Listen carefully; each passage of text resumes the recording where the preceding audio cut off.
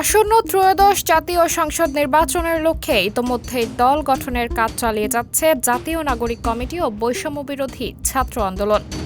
তবে কোনো দলই এখনো পর্যন্ত পূর্ণাঙ্গ দলের নাম প্রকাশ করেননি।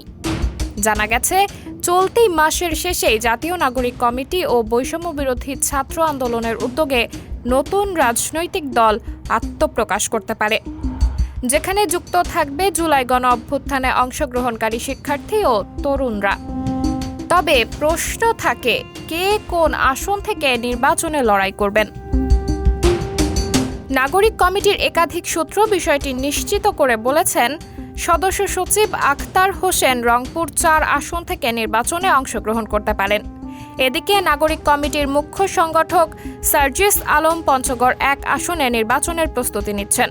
অন্যদিকে বৈষম্য বিরোধী ছাত্র আন্দোলনের আহ্বায়ক হাসনাত আবদুল্লাহ কুমিল্লা ৪ আসন থেকে ১৩তম জাতীয় সংসদ নির্বাচনে অংশগ্রহণ করতে পারেন।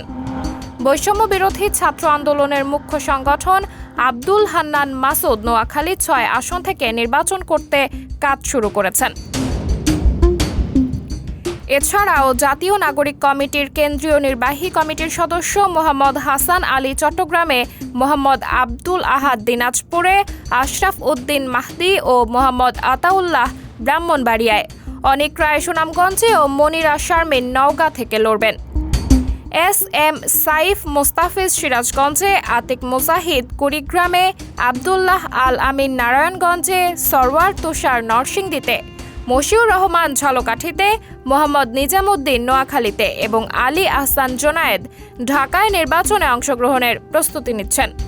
কেন্দ্রীয় সংগঠক মেজবাহ কামাল মুন্না খুলনায়, প্রীতম দাস হবিগঞ্জে, আবু সাইদ লিয়ন নীলফামারীতে এবং জাতীয় নাগরিক কমিটির নারী বিষয়ক সেলের প্রধান সাদিয়া ফারজানা দিনা রংপুরে নির্বাচনের লক্ষ্যে তরুণ ও যুব সমাজকে সংগঠিত করার কাজ চালিয়ে যাচ্ছেন। সাবরিনা জলিল, সবার কথা।